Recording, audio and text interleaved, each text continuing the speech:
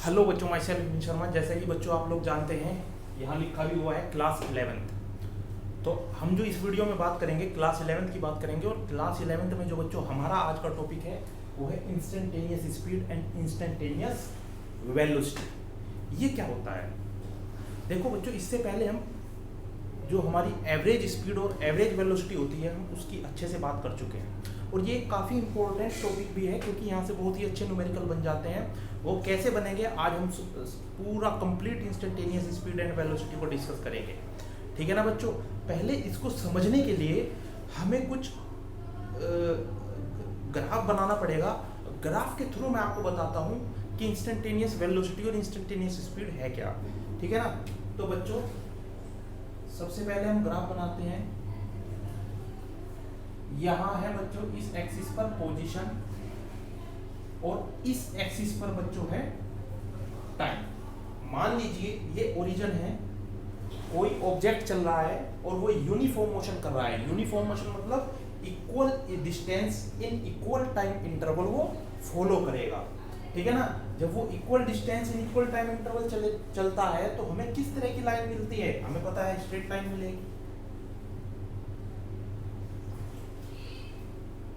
Straight line मिलती है।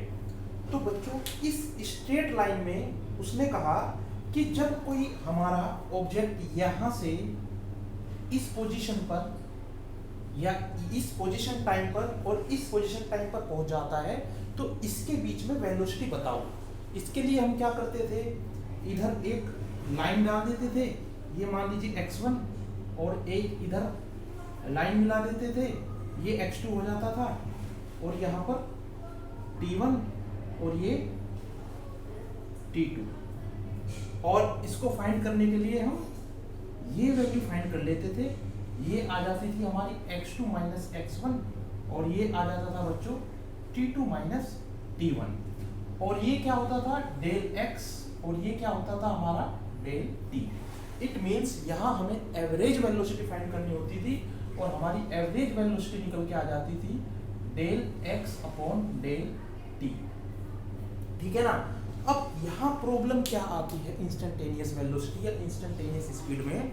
यहाँ बच्चों वो कहता है किसी एक इंस्टेंट पर, किसी क्षण इसकी वेलोसिटी क्या होगी ये बताइए। जैसे मान लीजिए कोई कार है वो चली जा रही है और किसी एक क्षण का, अब बताओ इसकी वेलोसिटी क्या होगी? जैसे आ रही है यहाँ, बताओ इसकी वेलोसिटी क्या है? पॉसिबल ही नहीं है। देखो एकदम क्या अनसर्टेनिटी आ जाती है। समझ रहे हो? तो इस चीज को दूर करने के लिए हम मैथमेटिक्स का यूज करते हैं और यहाँ हम उसका डिफरेंशिएशन करते हैं विद रिस्पेक्ट टू टाइम। तब जा करके हमारे पास क्या निकल के आती है? इंस्टेंटेनियस वेलोसिटी या फिर इंस्टेंटेनियस स्पीड निकल करके आ जाती है। वो कैसे? देखिए ये क्या है हमारे पास? एवरेज वेलोसिटी है। ठीक है? अब उसने कहा कि मान लीजिए ये तो क्या है, t1 से t2 के बीच में टाइम कितना है? Delta t। इस टाइम पर पूछी गई वेलोसिटी है जो हमारी क्या है? एवरेज वेलोसिटी है। अब उसने कहा टाइम t2 पे बताओ, t2 टाइम पर क्या वेलोसिटी होगी? तो क्या करना पड़ेगा? देखो जो t1 है, t1 को इसके पास लेके आना पड़ेगा धीरे धीरे धीरे धीरे धीरे धीरे। जैसे हम इसके पास लेके आएंगे तो इनके जो बीच का डिफरेंस है ये जीरो होता चला जाएगा। कम जीरो तो नहीं, अभी तो कम होता चला जाएगा धीरे धीरे धीरे। तो बिल्कुल इसके नजदीक पहुंच जाते हैं तो ये लगभग क्या हो जाता है? जीरो। अगर ये जीरो हो जाता है बच्चों, देखो अगर मैं यहाँ से यहाँ आता हूँ तो यहाँ से यहाँ पहुंच जाता हूँ, है ना? और जब मैं यहाँ से यहाँ आऊंगा तो यहाँ से यहाँ पहुंच जाऊंगा, और जब मैं यहाँ से यहाँ आऊंगा तो यहाँ से यहाँ। इट मीन्स जैसे जैसे डेल्टा टी कम हो रहा है ऐसे ऐसे डेल्टा एक्स भी कम होता चला जाता है। और बच्चों फिजिक्स में हम जब भी लार्ज स्केल पर बात करेंगे तो डेल का यूज करते हैं, और जैसे ये लार्ज से स्मॉल स्केल पर आते हैं डेल चेंज हो जाता है स्मॉल डी में। समझ रहे हो? और यहीं से ही हमारी मैथमेटिक्स की स्टार्ट होती है। इसको बोलते हैं हम डेरिवेटिव्स। और डेरिवेटिव बच्चों जो एक्चुअली डिफरेंशिएशन है ना, डिफरेंशिएशन क्या होता है कि किसी समय पर या किसी एक राशि की दूसरे के रेस्पेक्ट में क्या स्थिति है उसको फाइंड करते हैं डिफरेंशिएशन के जरिए। समझ रहे हो? तो यहाँ क्या करेंगे?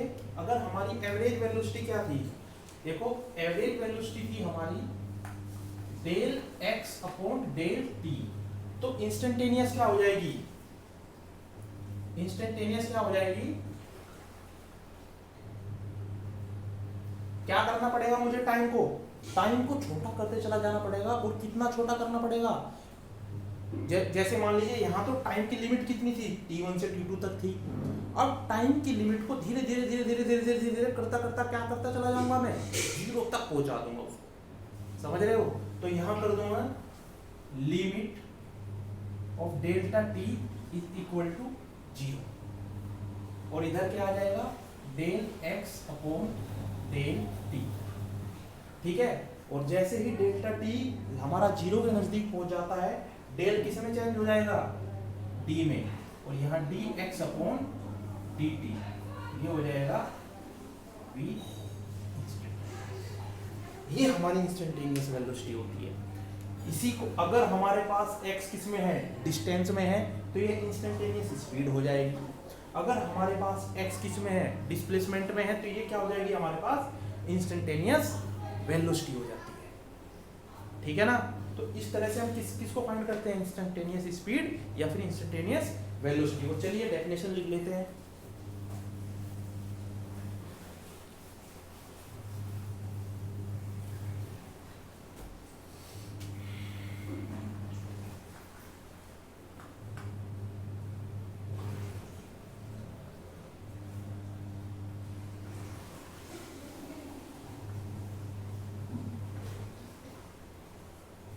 देखो मैं यहाँ क्या लिख रहा हूँ, INST, मैं यहाँ कंप्लीट इंस्टेंटेनियस नहीं लिख रहा हूँ, आपको कंप्लीट लिखना है, ठीक है। तो सबसे पहले बच्चों हमारा क्या टॉपिक हो जाएगा, तो इंस्टेंटेनियस स्पीड क्या हो जाएगी, स्पीड ऑफ एनी ऑब्जेक्ट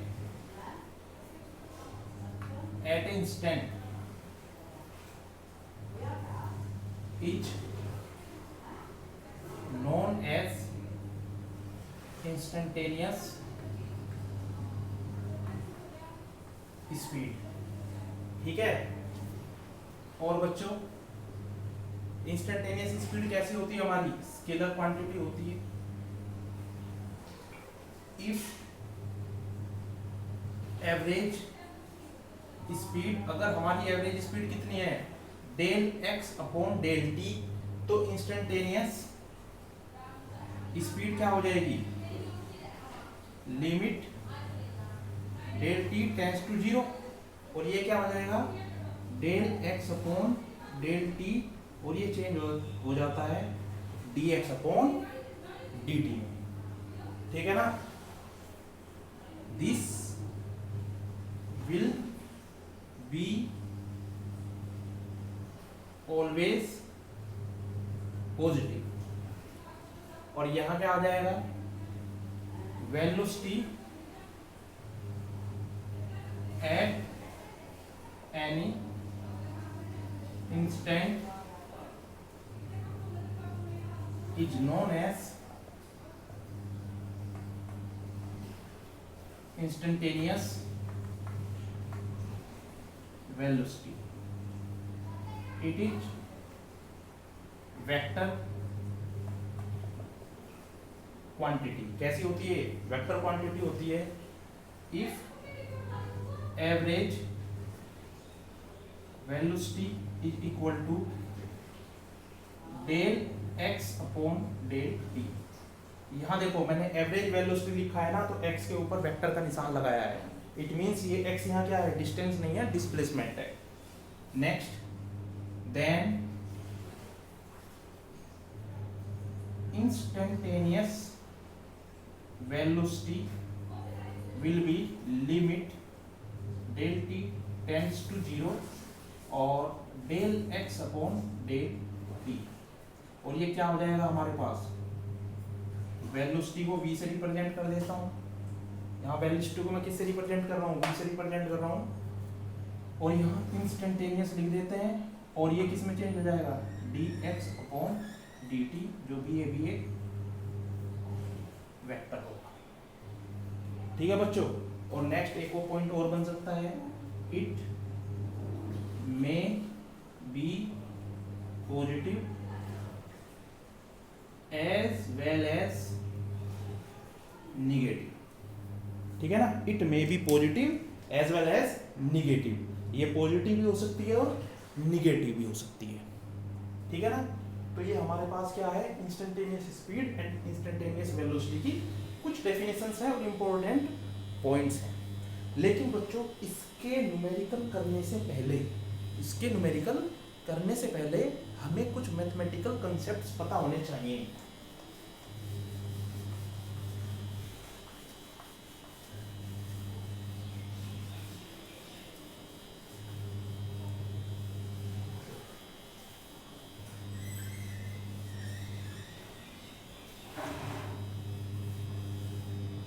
ठीक है, तो मैथमेटिकल कंसेप्ट क्या है बच्चों, हमें कुछ मैथमेटिक्स पढ़नी पड़ती है फिजिक्स में, और मैथमेटिक्स जो वो पढ़नी पड़ती है जो रिलेटेड टू फिजिक्स है, जैसे कि डिफरेंशिएशन एंड इंटीग्रेशन। ठीक है ना, आज हमें यहाँ पे डिफरेंशिएशन की जरूरत पड़ी तो मैं आपको डिफरेंशिएशन बताता हूँ, और जिस पॉइंट पर हमें इंटीग्रेशन की जरूरत पड़ेगी वहाँ हम इंटीग्रेशन की का जिक्र करेंगे। तो ठीक है, चलिए स्टार्ट करते हैं।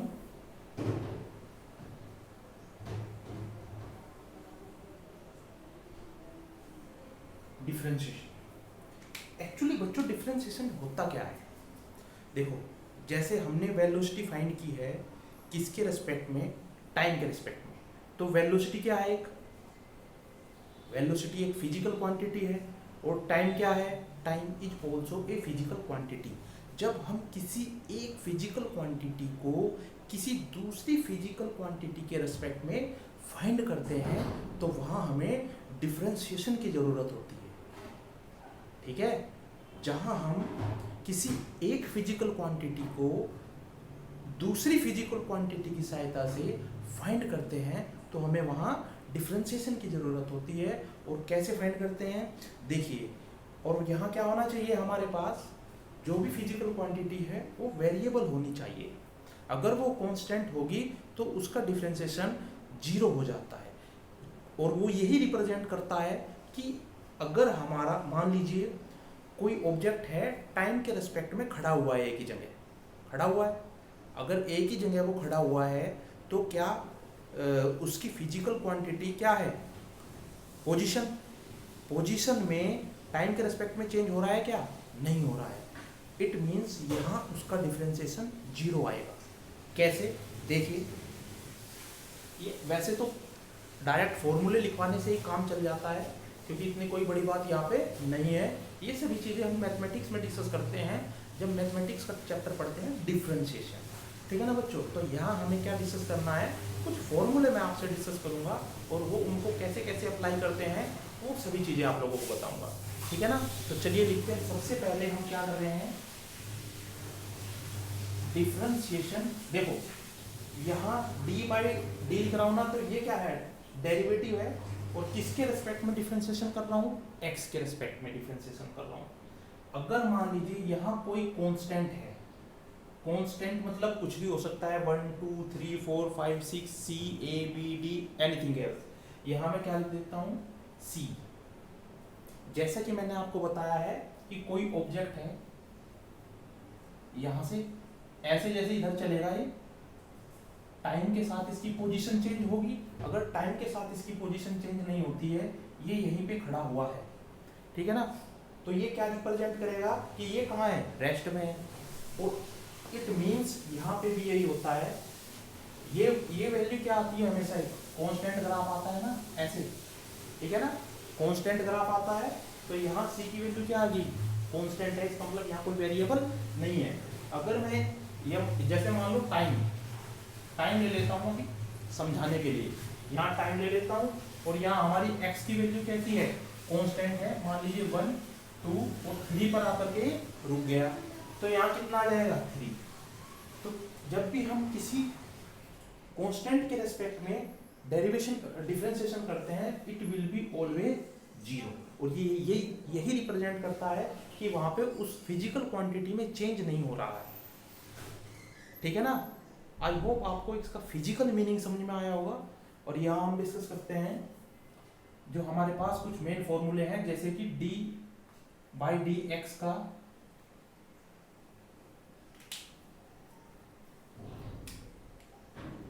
डी बाई डी एक्स, और यहाँ क्या लिया मैंने कांस्टेंट, तो कांस्टेंट का जब भी डिफरेंशिएशन करेंगे कैसा आएगा 0।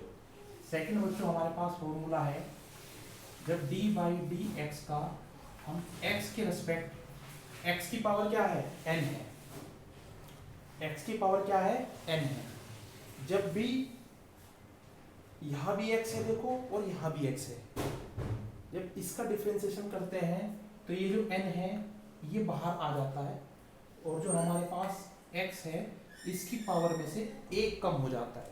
अगर एक बार डिफरेंशिएशन होगा इसका तो एक बार n बाहर आएगा और एक पावर में एक कम हो जाएगा, दो बार होगा तो यहाँ n-2 आ जाएगा और यहाँ n इंटू n-1 हो जाता है, ठीक है ना। जैसे मान लीजिए इसका एक और बार कर देता हूँ मैं, d2 बाई dx 2 हो गया, तो यहाँ d बाई dx एक बार और होगा इसका, तो यहाँ क्या आ जाएगा n इंटू n-1, और जब dx x की पावर n-2, इस तरह से हो जाता है, ठीक है ना। चलिए आगे हम जो है फटाफट इसके फॉर्मूले देख लेते हैं कौन कौन से होंगे। नंबर 3 बच्चों, जब डिफरेंशिएशन होता है with respect to exponential term, exponential term किसको बोलते हैं, जो भी e की पावर में टर्म होंगे, ठीक है ना, उसको क्या, जहां भी e यूज हो जाएगा उसको क्या बोलेंगे एक्सपोनेंशियल टर्म। ये हमेशा अनडेविएट रहता है, कैसा रहता है, ये अनडेविएट रहता है, ये चेंज नहीं होता है। फिजिक्स में बच्चों इसका बहुत अच्छा मीनिंग है और ये बहुत तरीके से समझ में भी आती हैं चीजें, ठीक है ना। जब आप ग्राफ्स पढ़ोगे ना तो ग्राफ में ये सभी चीजें यूज होती हैं, ठीक है ना, और वो सारे ग्राफ कहाँ यूज होते हैं, फिजिक्स में यूज होते हैं। तो इसका फिजिकल मीनिंग मैथ का कहाँ यूज होता है, फिजिक्स में यूज होता है, इसीलिए mathematics is the tool of physics. तो यहाँ नेक्स्ट हमारे पास क्या है, d बाई डी एक्स। मान लीजिए इस बार हमारे पास क्या वेरिएबल है, कोई दो वेरिएबल है u और v, और ये दोनों की आपस में क्या है मल्टीप्लिकेशन हो रही है। तो इस बार इनका जो डिफरेंशिएशन होता है वो कैसे होता है, पहले एक को बाहर लिख देते हैं, दूसरे के रिस्पेक्ट में कर देते हैं, प्लस का निशान आ जाता है, फिर एक को बाहर लिख देते हैं और दूसरे के रेस्पेक्ट में डिफरेंशिएशन कर देते हैं। ये है एक फॉर्मूला हमारे पास, ये बन जाता है d by d x u plus minus v। अगर डिफरेंशिएशन करेंगे u और v का, यहाँ u और v क्या है, u और v भी एक वेरिएबल है, चाहे तो वो प्लस में हो चाहे वो माइनस में हो, तो डिफरेंशिएशन क्या होगा इसका du upon dx plus minus dv upon dx, ठीक है ना। एक फॉर्मूला बनता है बच्चों, 5 हो गई, 6 d by d x you upon v का। अगर हमारे पास वेरिएबल डिवाइड में है तो क्या होगा, यहां बन जाएगा, जो v होता है ये बाहर आ जाता है, जो नीचे डिनोमिनेटर में है ना ये पहले बाहर आया, इसका डिफरेंशिएशन करते हैं du अपॉन dx, माइनस जिसका हो चुका है उसको जो तो रहना दे, जिसका हो चुका है उसको ज्यों का त्यों रहना देते हैं, और जिसका नहीं हुआ है उसका करते हैं। और बच्चों जब डिवाइड करते हैं, डिवाइड में हम जो हमारे पास v है इसका स्क्वायर कर देते हैं, ये हमारे पास डिफरेंशिएशन u अपॉन v का आ जाता है। इसी तरह से बच्चों हमारे पास कुछ डिफरेंशिएशन है, d by d x, trigonometry के जितने टर्म है sine x cos x, sine cos tan cot sec cos x, सबके डिफरेंशिएशन होते हैं और सबके कुछ ना कुछ फॉर्मूले हैं। तो जो मोस्टली आपके यहाँ फिजिक्स में यूज होते हैं मैं उनको लिख देता हूँ। मोस्टली साइन एक्स यूज होगा, तो साइन एक्स का बच्चों जो डिफरेंशिएशन होता है वो कोस एक्स बनता है, और जो d by d x cos x, जब कोस एक्स का डिफरेंशिएशन होता है तो वो साइन एक्स बन जाता है। इसी तरह से आप देख लेंगे अपनी बुक में टेन एक्स का सेक स्क्वायर बन जाता है। और बच्चों कई बार आपको डिफरेंशिएशन निकालना पड़ेगा d by d x sine square x का, तो ये भी बहुत सिंपल है, कोई ज़्यादा बड़ी वाली बात नहीं है। जैसे ही डेरिवेशन में कहीं आएगा मैं वहीं पे ही आपको इन चीज़ों सभी चीज़ों को बताऊंगा, क्योंकि यहाँ भी बताना और फिर वहाँ पे भी बताना कोई औचित्य नहीं बन जाता है, वीडियो ज़्यादा लंबी होती चली जाती है इससे, ठीक है ना। कई बार ये भी आ जाता है d/dx sin 2x। तो इस तरह के जो भी डिफ्रेंसिएशन होंगे वो हम जैसे ही हमारे पास डेरिवेशन में आते चले जाएंगे वहाँ हम सभी चीज़ें आपको बताते हुए चलेंगे, ठीक है ना बच्चों। तो यहाँ तो मोस्टली आपको जो फिजिक्स में इस वाले चैप्टर में यूज होगा वो ये वाला फॉर्मूला काफी यूज होगा, d2, या सिंपल एक बार ले लो,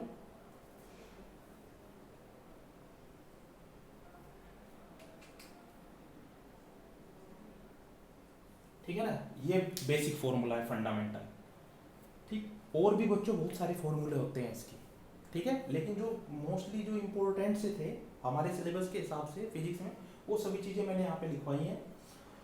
और यहाँ जैसे हम x की पावर n का डिफरेंशिएशन करेंगे मोस्टली तो ये वाला यूज होगा बच्चों, ये वाला इस चैप्टर में। और वैसे तो कोई सा भी यूज हो सकता है, और जो भी जहाँ यूज होगा वहीं पर ही इसकी फिजिकल मीनिंग देखेंगे कि किस तरह से यूज हो रहा है, ठीक है। तो चलिए बच्चों हम कुछ क्वेश्चंस करते हैं इंस्टेंटेनियस स्पीड और इंस्टेंटेनियस वेलोसिटी के ऊपर। देखो बच्चों मैंने आपको इंस्टेंटेनियस स्पीड और इंस्टेंटेनियस वेलोसिटी दोनों लिखवाई हैं, बट आपको अगर एग्जाम में कोई भी क्वेश्चन आता है तो आप दोनों को करने का मेथड क्या होगा, स्पीड वाले क्वेश्चंस को भी और वेलोसिटी वाले क्वेश्चंस को भी करने का मेथड दोनों का एक ही होता है, ठीक है। तो चलिए कुछ क्वेश्चंस करते हैं।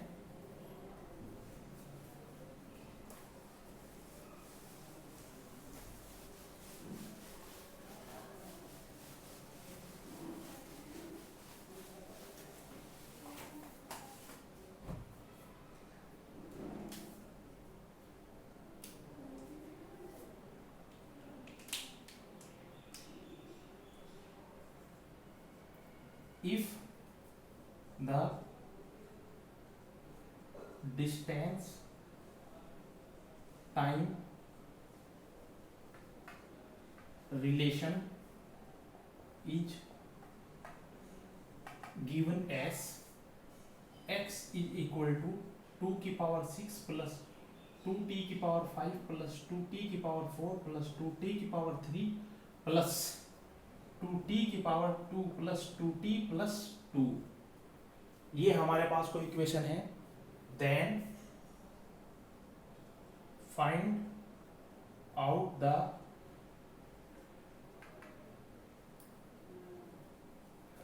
स्पीड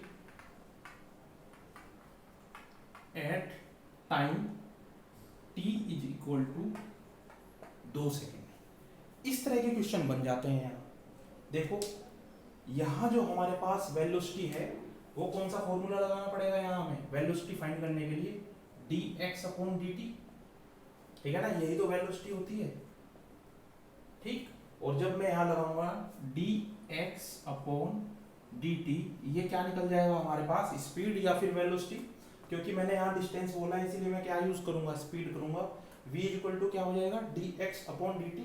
इसकी वैल्यू बच्चों कितनी हो जाएगी, यहाँ 12, 6 बाहर आएगा इधर 2 के पास, और t के पास कितना रह जाएगा 5, क्योंकि एक कम हो जाता है पावर में से, हमने पढ़ा है ये होता है ना हमारे पास d/dt x की पावर n x की पावर n-1। देखो एक कम हो रहा है, ठीक है ना, ये 6 बाहर आया 12 हो गया, और t की पावर कितना रह गया 5, फिर 10 t की पावर 4 प्लस 8 t की पावर 3 प्लस 6 t की पावर 2 प्लस 4 t प्लस 2 और प्लस 0, क्योंकि ये 2 क्या है कांस्टेंट है, और कांस्टेंट का डिफरेंशिएशन ऑलवेज विल बी 0, ठीक है ना। तो हमारे पास क्या आ गई, ये वेलोसिटी आ गई। अब देखो टाइम 2 सेकंड पे देखनी है ना, तो कुछ नहीं करना, जहां भी हमारे पास टाइम है वहां 2 की पावर 5 हो गया, 10 इंटू 2 की पावर ये 4, और 8 इंटू 2 की पावर 3, 6, 2 की पावर 2, 4, 2 की पावर 2, नहीं 2 और प्लस 2। तो बड़े आराम से यहाँ आप वैल्यू ये स्पीड फाइंड कर लेंगे। जो भी आएगा, और इसकी वैल्यू कितनी आ जाएगी मीटर पर सेकंड आंसर। तो इस तरह के क्वेश्चन इंस्टेंटेनियस स्पीड में बन जाते हैं। नेक्स्ट क्वेश्चन बच्चों हम लोग देखते हैं।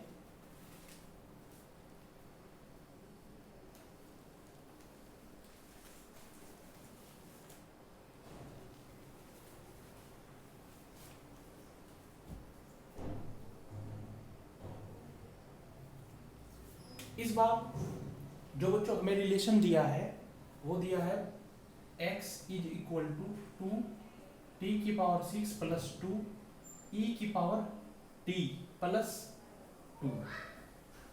Now find the time, now find the speed at time 2 second. ये भी कुछ नहीं है, simple dx upon dt find करना है। ये कितना हो जाएगा 12 t की पावर 5 प्लस, अब यहाँ 2, अगर हम e की पावर t का डिफरेंशिएशन करेंगे, हमने पढ़ा है एक्सपोनेंशियल टर्म पर डिफरेंशिएशन का कोई इफेक्ट नहीं पड़ता है, तो ये क्या रहेगा जो का त्यों रहेगा, और इसकी वैल्यू कितनी आ जाएगी 0, और टाइम इज इक्वल टू क्या है 2, तो 12, 2 की वैल्यू कितनी आ जाएगी 2 की पावर 5 प्लस 2 e की पावर 2 प्लस 0, ये आ जाएगा 12, 2 दूनी 4, 9 दूनी 16, 32, ये आ जाएगा 32 plus 2 E square.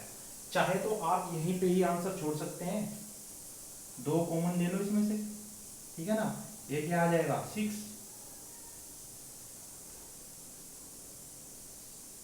E square, ये आंसर आ गया आपका।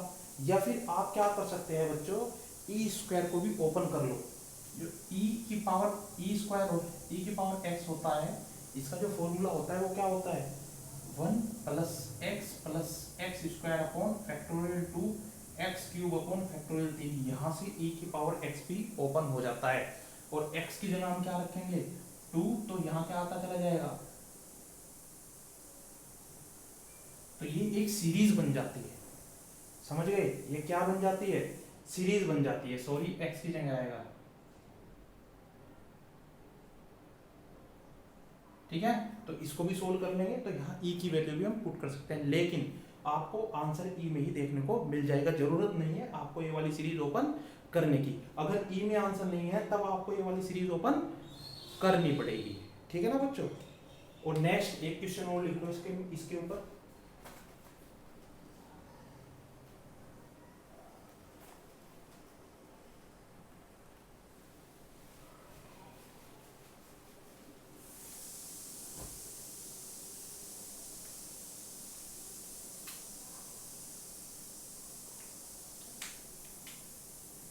x is equal to 2t की power 6 plus 2 sine t plus 2। यहाँ साइन का फंक्शन आ गया, डिफरेंशिएशन करो t इक्वल टू 2 रखो। हाँ, यहाँ थोड़ी प्रॉब्लम क्या आएगी, साइन 2 की वैल्यू देखने में प्रॉब्लम आएगी। इसके लिए आपके पास एक लॉग वाली जो सीरीज है साइन वाली, बुक के पीछे देके रखते हैं, वहां से बड़ी आसानी से आप साइन 2 की कितनी वैल्यू होती है वो फाइंड कर सकते हैं और लिख सकते हैं। या आप एक काम करो, यहाँ t इक्वल टू क्या लिख लो 0 से, क्योंकि हमें तो प्रैक्टिस करनी है ना कि कितने टाइप के क्वेश्चन हमारे पास बन सकते हैं, और जैसे भी कहीं से भी आता है तो तुरंत हम लोग सोल्व कर देंगे उस चीज, ठीक है ना बच्चों। तो इस तरह के क्वेश्चन हमारे पास इंस्टेंटेनियस स्पीड या फिर इंस्टेंटेनियस वेलोसिटी में बनते हैं। आज के लिए बच्चों इतना ही, बाकी नेक्स्ट वीडियो मिलते हैं, धन्यवाद।